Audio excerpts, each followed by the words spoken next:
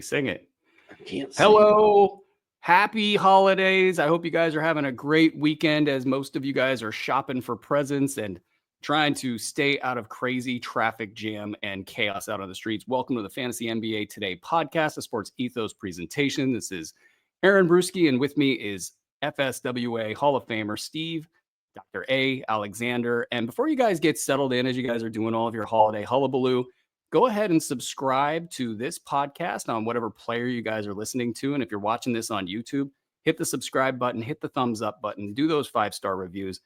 We appreciate it so much. I know I'm sitting here just barking that at you guys, and you guys have to hear this every single time, but it is the way that things work these days. And every time you guys go hit that little thumbs up button, it certainly helps us out as we attempt to build this company out. And we want to add as much tools or as many tools and goodies as possible. So we appreciate all you guys are doing on that. And quickly allow me to say hello to our sponsor. BetOnline continues to be the world's most trusted betting platform and your number one source for online betting. From the earliest odds to in-game live betting, BetOnline provides you with all the action, the ability to watch the games as they happen with the largest selection of odds from everything from football, the NBA, college basketball, NHL, and UFC. Head to BetOnline today, and don't forget to use the promo code BELIEVE for your welcome bonus on your first deposit. BetOnline, the game starts here. Today, we are looking at the week ahead, getting you guys ready as the schedules finally normalize for fantasy, providers out there. It's a wacky couple of weeks with 2-game weeks that are different for Yahoo with certain amounts of games or player transactions that you can do, and then different other providers doing it differently. And then there's not been a lot of games. So we finally get a normal week, and we're going to take you through all of the ins and outs of it as you plan all of your streaming action, figure out who you might want to speculatively add over the weekend, and then stay tuned for all sorts of great content on the website. We have waiver wire articles. We got a companion article, a week ahead article by Mike Passador, and all sorts of good stuff. So stay tuned to sportsethos.com. Doc, I'm yammering over here, not actually doing a pretty good job of it. How are you doing? It's been a while since we've talked. It's been 24 full hours since we've spoken, but you haven't changed at all. It's been a while. No, I can talk. I feel like my voice is getting better every day. And today I was, I'm either at Johnny B's or a hospital or here at this desk or at Waffle House. Like, those are my 4 go-to moves. And so I'm one of those regulars at the Waffle House. Like, everybody knows me when I walk in. I know them. And Taylor today, Steve, I haven't. No, it's Dr. A. She calls me Dr. A. But Taylor saw me today. She's like, Dr. A, how are you? And I was like, hey. And so she heard first me. Name basis Taylor. Yeah, she heard me talking to my friend John at our table, and she came over there. And she's like, oh my God, I can hear you talking. And I was like, I know, isn't it great? And she's like, well, no, it sucks. Like, we liked it better when you couldn't talk, but yes, it's cool. And we liked it better when you sounded like Lee Corso. So that was good. And the pipes are good, man. It's really exciting to see that, the voice is coming back. Did you at any point in time feel like it wasn't coming back? Yeah. I mean, I'm still not sure it'll be all the way back, but yeah, he was like, there's an outside chance it'll never come back, but it should. But it's kind of funny. When I first found out I had cancer, I thought I was going to die, right? Like, it's the form of cancer I have. If this medicine doesn't work, I'm just gone. So I have that stupid picture. I should go get it. It's right there. I have that picture of me with all my basketball shoes, and I'm like throwing a ball up in the air. I'm like 17 years old, a million years ago. It doesn't even look like me. So I had that. It's black and white.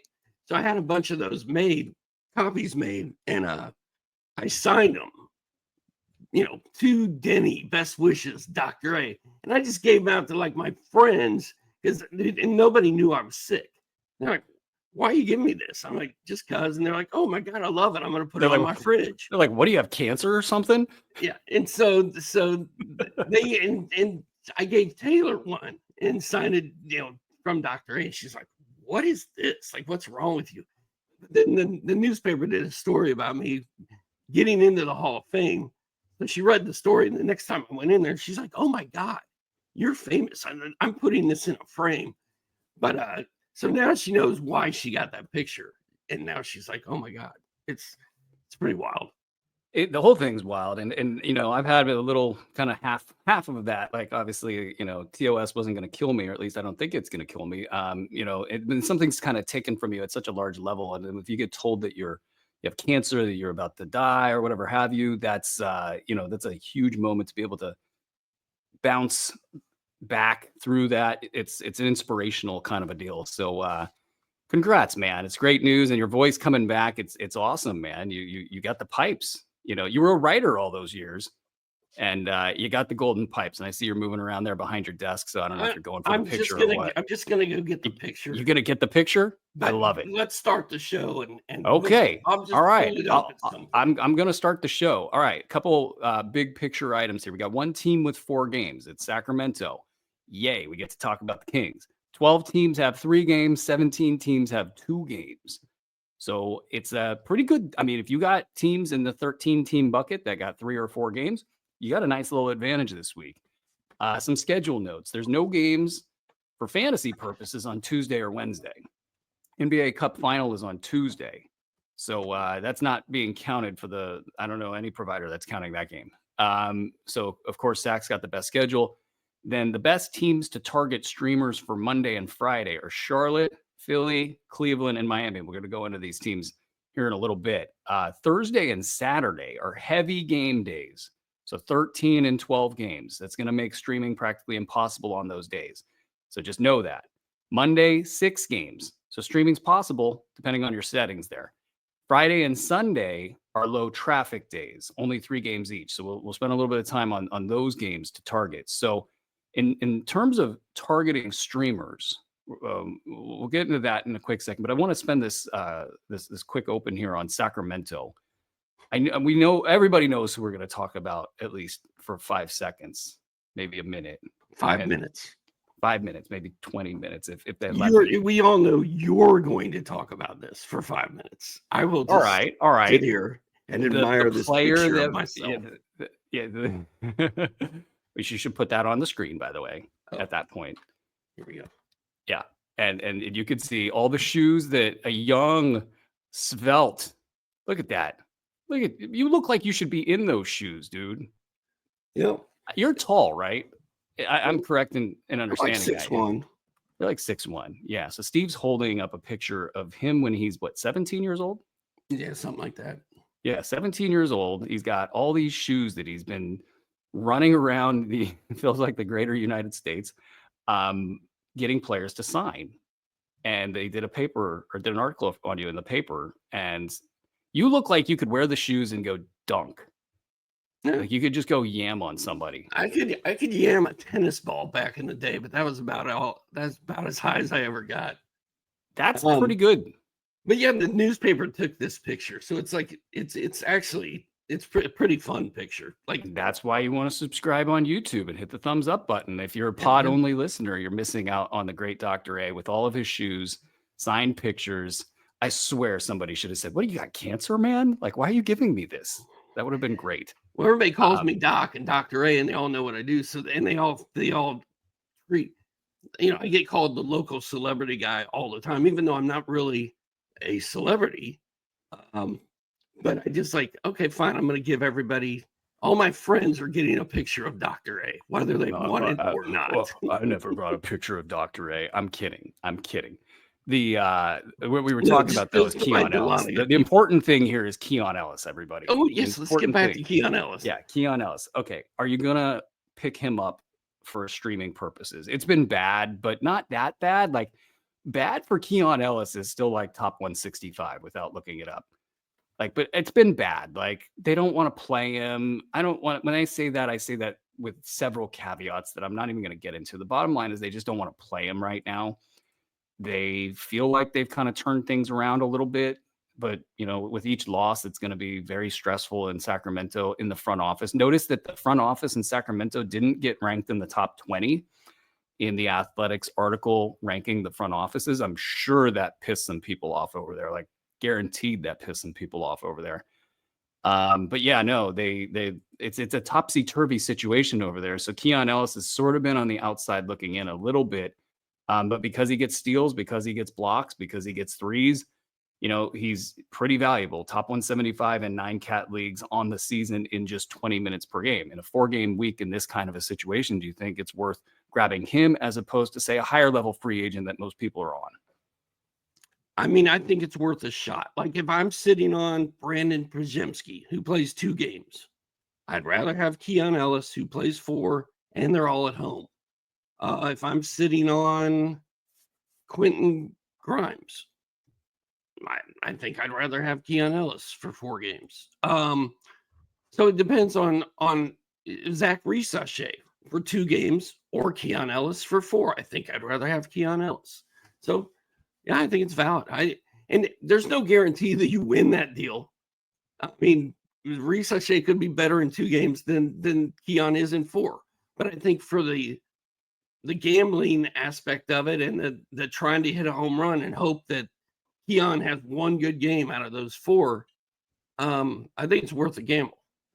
I hope that he has 1 good game and then Sacramento kind of comes to their senses and plays the guy. Kevin Huerter has been a decent he's been producing at least somewhat decently lately. I think he's got to maybe even be ranked significantly higher than Keon if he was somehow available. He's been a top 35 guy over the last 3 games in his 24 minutes. Now, he's doing kind of some unsustainable stuff within that sample. He's not going to shoot 58% forever. In fact, that's probably coming down. So you'd be buying on the probable dip here. He's getting some steals. It sucks to have to bag on Kevin Huerter. His plus minus is terrible. But he does seem to factor into their plans. They do probably want to showcase him. I think Kevin Huerter, I would probably grab Huerter ahead of Ellis because I just don't think it's in the cards for Ellis at this point in time. They need to lose a lot with him continuing to lead the team in plus minus net rating, that is. And maybe they would flip a switch there or something. I don't know. I think Huerter and Ellis are the only 2 guys that are going to be available in leagues that you even want to pick up. So you're absolutely right. Huerter over Ellis for sure. Yeah, and it's maybe already been scooped up, but we try to do this show a little bit early so you guys get the jump on people. But if there is a situation for streamers to be pretty damn good and dominate in a 1-week sample, it's Sacramento with 4 games and these 2 guys that have great potential and stat sets. Huerter, when he's cooking, is a top 75 guy. Ellis with his numbers are, he's getting you well over 3 cash counting 3 steals and block stats per game, but he's also giving you great percentages, so he doesn't hurt you anywhere. So it's just kind of a really good situation for streaming for that squad. Let's move into our streaming targets for Monday and Friday: Charlotte, Philly, Cleveland, and Miami. Let's start with Charlotte. Who do you think will perform best for fantasy GMs out of a list of Nick Richards, Cody Martin, Josh Green, or Vasily Micic? Please tell me I said that right. Oh, you did. I think you did. Nick Richards and Micic both have to be rostered everywhere for this week, I believe. Vasily. Yeah. I didn't get it right. Vasily. International man of mystery, Andre Lemush. Josh Green and Cody Martin. I can take or leave, but if you need warm bodies to play that day, they certainly qualify. Yeah, I think I might like Cody Martin over Micic, but he's been bad lately, and that's kind of why I like him, because I think this stuff goes in waves, and I think Cody Martin might be due. It's a little bit of a gambly take there, but I might take Cody over Micic. But if you need assists, Micic is the guy. Like that's pretty clear cut, I think. Nick Richards, I think, is a must roster guy. So if he's somehow sitting out there on your waiver wire, I think you go grab him. Micic in his last 3 games, 14 points, 12 assists, 13.7 assists, 18 points, 9 assists, 2 steals in that one. 3-pointers, 4, 2, 2, 1 over his last 4 games. Oh, he's been good. He's a top 100 guy over that span. as long as LaMelo Ball is out, you've got to have Micic should not be on waivers anywhere, in my opinion. Doc A, strong on Micic. Martin has actually been inside the top 150 over his last 2 games because he's gotten you some defensive stats. He just had a little dip there that was really bad. If not for the dip, it would be pretty good for Cody Martin, say, in this injury phase for the Charlotte Hornets. But yeah, no, I'm good with your take. I think your take is probably the right take. But the sort of gambly element of this is like Cody's probably got some more bounce back in him, and I think overall he has the stat set advantage. But in a streaming scenario, that's probably not that important. So maybe I'll flip this and say Micic over Martin, and kick myself when Martin goes off. All right, let's see who's next on said list here. I lost my my spot. Got all excited here about Cody Martin. That's just the way it goes. Philadelphia. Thank you very much. Okay, what do you think about who's gonna? This it's sad to. I'm just gonna preface this with it's sad to ask it this way. Who do you think will perform best? Jared McCain, Kelly Oubre, Gershon Yabusele, Andre Drummond, KJ Martin, Kyle Lowry, or Ricky Council the fourth? I like you, Yabusele. Yabusele. Sorry. Yeah, I'm gonna send you to announcer school. But he's not in the class of Oubre and Jared McCain. And as our one of our readers asked the question last night, he said, which Kelly O would you guys pick up, Olynyk or Oubre? I thought we enjoyed that question. But I think Jared McCain's going to be the guy, but I think Oubre's right there with him. Both these guys, probably a good idea to go out there and add them as soon as you hear this. I think you got to go McCain here, just because, like, what if Embiid and Paul George fall into a heap in the middle of the game, and just like completely knock themselves out? That's then McCain's just going to go back to cooking, top 75 level going forward. So that's the bonus of getting the little games played advantage here, and maybe some long-term upside. I'd have a Oubre after that. Drummond's just it's a weird thing to see him be kind of so benign with his per minute stats. I would probably go Yabusele. And man, this private chat's not even this private chat's not cool. It's not fair, is it? It's not. Well, I don't even know what you guys are talking about. All I see is suck it, brew. That's not fair. That's not nice. All right, we got Cleveland, Karis LeVert, Max Strus, Dean Wade, Georges Niang. I caught a hanger there. Isaac Okoro, Sam Merrill. Who you got? LeVert's the only one I trust. Yeah. I why is Ty Jerome not on this list? Some Ty Jerome, some anti-Ty Jerome propaganda going on by, yours truly over here. I don't know, actually. That's an omission for sure. I would go Strus over LeVert because I don't believe LeVert has sustainable fantasy value. And if you take a chance on Max Strus, yeah, the results might not be as good as what LeVert gives you here in this sample, but you do get a hint of upside beyond this week in case, what if they go back to Strus being a primary ball handler? What do you think about the chance of Strus? I know we talked about this in yesterday's show, but like, what do you think about the chance of Strus eating into either Darius Garland? I don't think it would happen with Donovan Mitchell, but Garland's had a great season. He's been like a 3rd round guy. Most people were drafting him in like the 60s. What is it possible?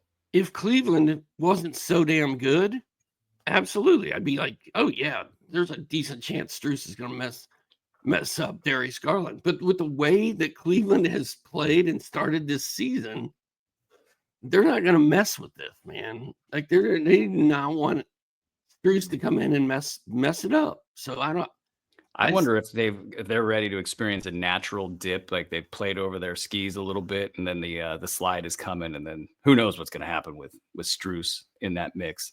I think that ends the list there. I don't want to do with any of those other guys. No Dean Wade, no George's Nyang, if I said it right. Okoro, no. Maybe Okoro if you were desperate in a deep league. No Sam Merrill. Ty Jerome, I would probably slide actually behind Struce in this scenario.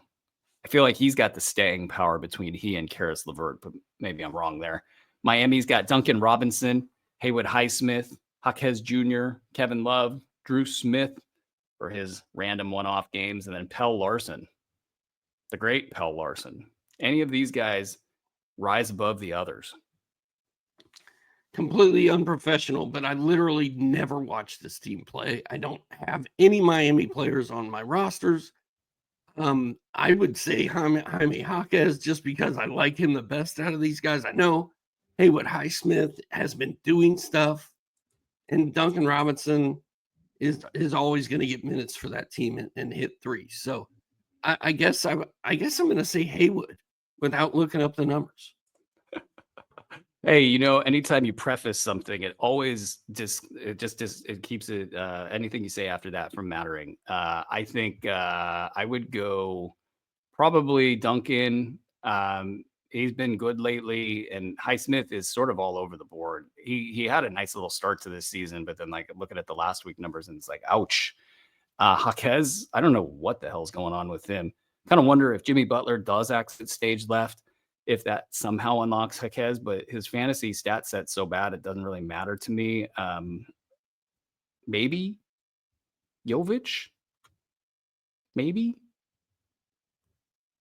Maybe. This is a really tough squad to watch, and also to for fantasy purposes. It's with Jimmy Butler's also being bad, with whatever trade elements are going on there.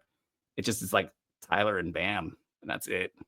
Anyway, yeah. I'd take Duncan Robinson, and that would be my play out of that group.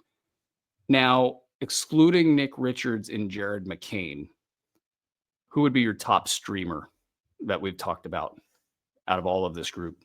Micic, would it be for me. Micic? Would it be Micic? Okay. Yeah, I would say for me it would be Micic or Cody Martin out of this group. So the first team we covered here. Andre, go ahead and lock up the burrito bet on Cody Martin versus Micic this week. We're going for more burritos. That's great. I don't know how we're going to score it or figure it out, but no, we're going to go with Z scores, and Andre says he'll track it. Okay, so the burrito bet is on. I've got Cody Martin, and I would like to order a burrito from a greasy Mexican joint that I know very well here locally. They know me. I practice my Spanish there. It's awesome. It's probably going to run you $7.50. Is it called Taco? I'm going to try to sell them on renaming it Taco.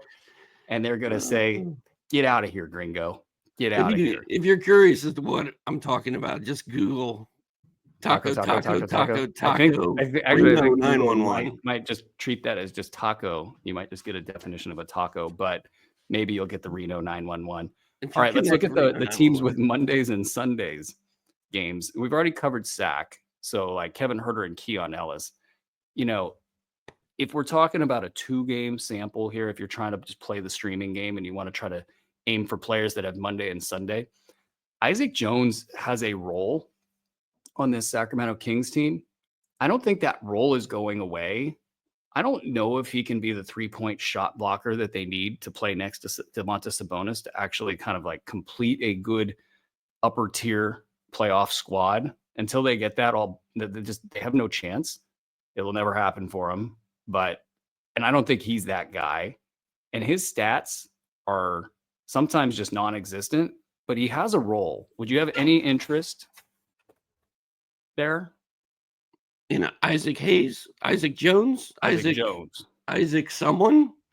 Isaac Jones, this player that inside and out.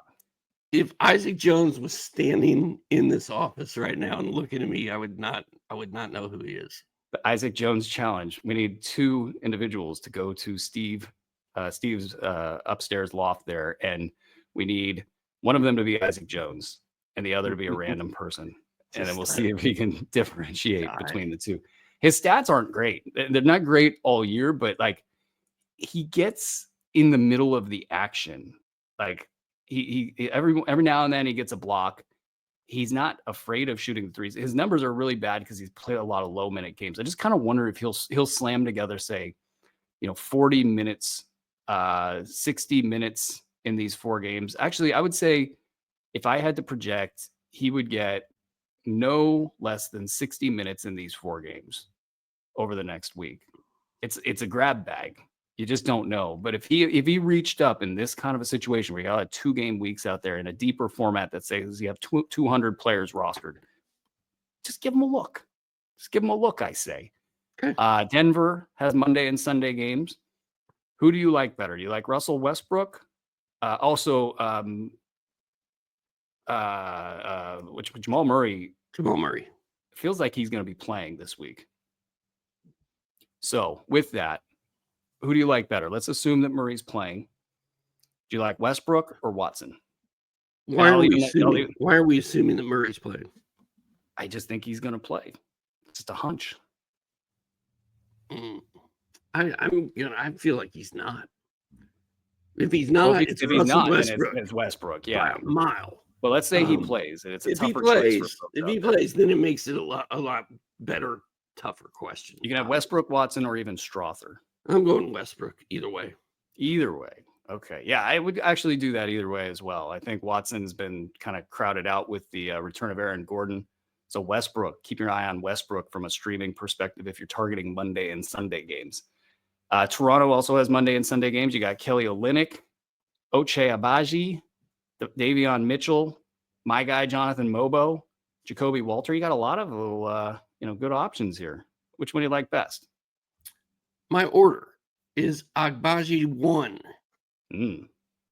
Jacoby Walter 2, Kelly Olynyk 3, Mitchell 4, and Mobo 5. Put my guy Mobo last?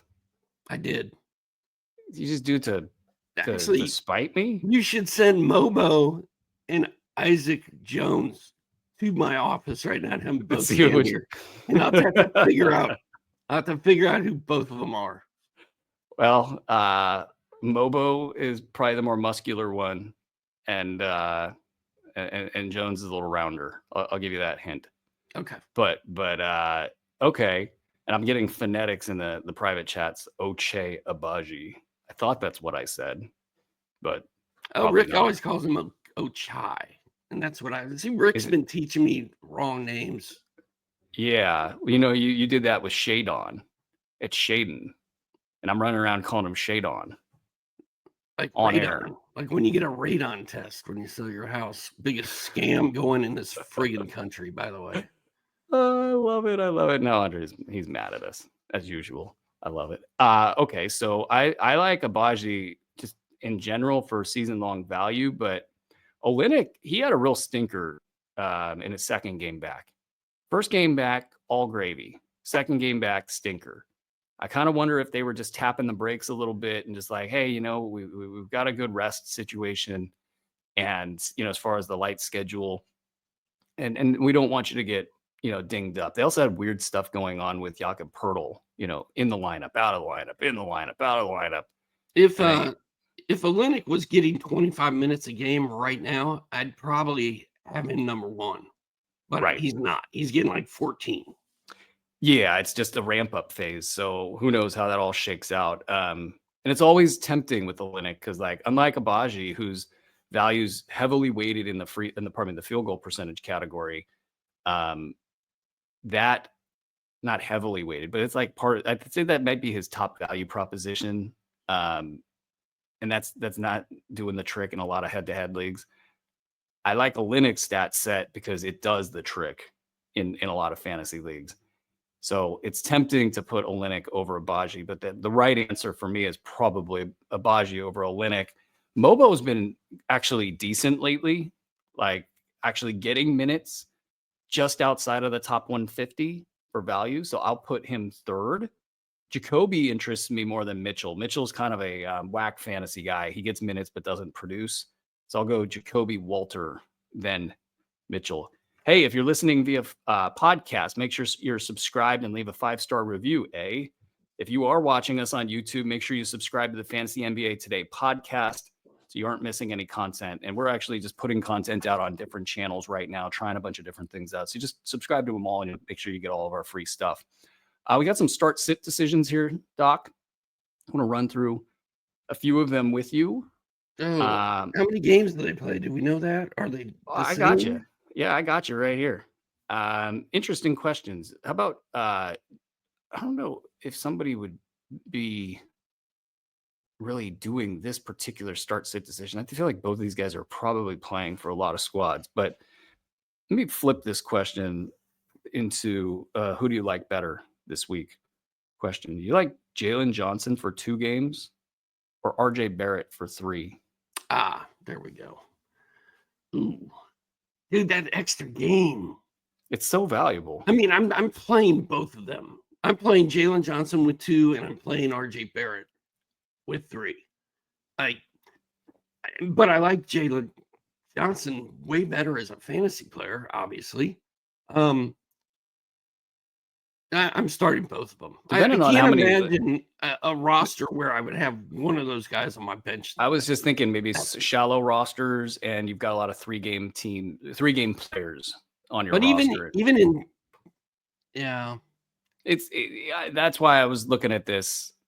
When I built this out, thinking this is more of a comparative question. But the rest of these are actual lineup questions that you may face, with the exception of maybe this Anthony. All right, well, how about this? And another question that's probably not out there: Anthony Edwards, Cam Thomas, 2 versus 3 games.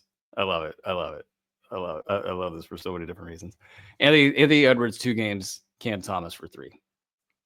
I'm not convinced Cam is going to be playing by then, and I'm not going to bench Anthony Edwards under any circumstances at this point. So yeah.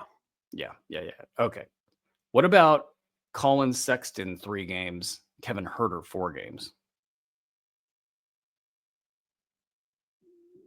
I'm going Colin Sexton. Interesting. All right. I'll do Huerter with the 4 games. You're always down on Sexton, and then you just rise up out of the ashes, and now he's your guy. I'm not always down on Sexton. I've been down on Huerter, dude. I don't know what I'm trying to say. I've been down on Huerter. I've been down on all of them. Ayo Dosunmu 3 games, OG Anunoby 2 games. I mean, OG's been an early round guy. He's another one that's hard to bench right now in any circumstance. Give me Ayo. Ayo's been pretty good lately, though. Yes. I'm going Ayo. It's the extra game thing. I'll take Anunoby here. I think the math supports it, but man, you get one stinker out of a 2-game guy, and it really just plummets the week. And it's the variance thing. One top 60 game out of a top 20 player, and now that equation can tip real quick. Your 3-game player can actually be better than your top 20 guy in that case. What about Jalen Brunson for 2 games versus Grady Dick for 3?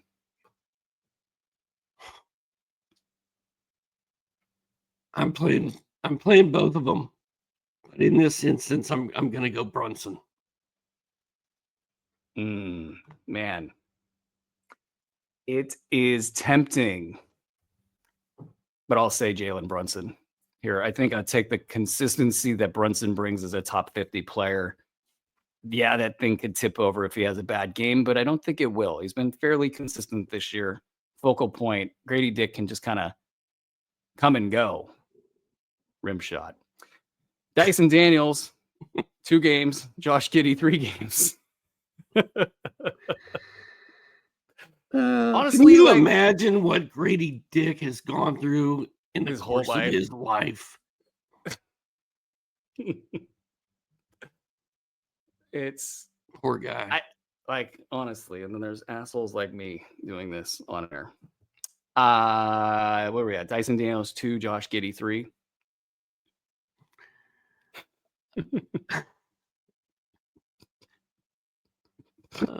I mean, it depends on the score. You know what? He brings it on himself. He and Anthony Black. If they hadn't done that thing, it would be like, hey, dude, it's his name. We're not supposed to make fun of it. But they did that. So This Here we are. stupid thing came up on Reels today. I was watching it, and this news reporter, if you put it on the teleprompter, Burgundy will read it. So he had his co-anchor reading the story about this dude was threatening to blow up the Home Depot. Oh, no. The police went and got him. They're like, dude, why are you talking about bombing this place? He goes, I didn't do that. I was in the bathroom and I said, I'm fixing to blow this place up. Y'all better get out of here. And the lady was reading it, and the dude that was behind it all starts laughing in the middle of it, and he couldn't stop. And he's over there crying, and then she's laughing, and they had to just cut the commercial break because all hell broke loose. But I feel like we were on the verge of that about 2 minutes ago. Who you got? Dyson Daniels or Josh Giddey? Dyson Daniels. All right. Yeah, I would think so. I'm starting Giddey's both. not producing. Giddey's been, had a nice little run there for the last week or so. I'm starting Jordan Poole 2, Jared McCain 3. Got any love for Jared McCain?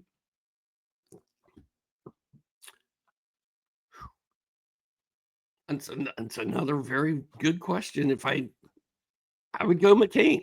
This is one of those where I think the extra game is helps out. Worth it for sure. Yeah. I mean, Poole was super consistent to start the year, and then now it's been a little bit touch and go. So, yeah, I could get behind McCain for 3 games here. I mean, Poole, if he's playing at a top 50 level, he really opens himself up there to be usurped by a Jared McCain. And then you probably have at least 1 game off there for Joel, Embiid. I might take a bit, it seems, to get Joel's name correct. There was so much Joel in the early part of his career that it just stuck with me. Isaiah Hartenstein 2, Jalen Duren 3. I don't trust Duren at all. That is Hartenstein easily for me. I'm with you. I don't know what's up with Jalen Duren's ankles, and I don't know even if they are healthy if he will produce. And Rudy Gobert 2, Nick Claxton 3. Claxton for 3 all day. Rudy Gobert, man. He really pisses in your Wheaties, doesn't he? He just, I don't know what it is. I'm going to take Rudy Gobert just to piss you off. And that's going to do it for today's show. This has been Fantasy NBA Today, presented by BetOnline. Enjoy the rest of your weekends, everybody. Good luck next week. Please do drop us a line. Let us know what you think of the show. Let us know if you want any improvements in the show, improvements in the website, tools, etc. We definitely want to hear from you at Eat Those Fantasy NBA, at Dr. A, DOCKTORA, and at Aaron Bruski, AARONBRUSKI. Thank you, Andre, for the great show. Thank you guys for doing what you guys do as listeners and supporters. We really appreciate it. Enjoy your holiday season, folks. We'll be back on Monday, or I'll be back on Monday, doing a 30-team breakdown as usual. So we'll see you guys then. This has been Fantasy NBA Today, presented by BetOnline. Until next time, ladies and gentlemen, be well.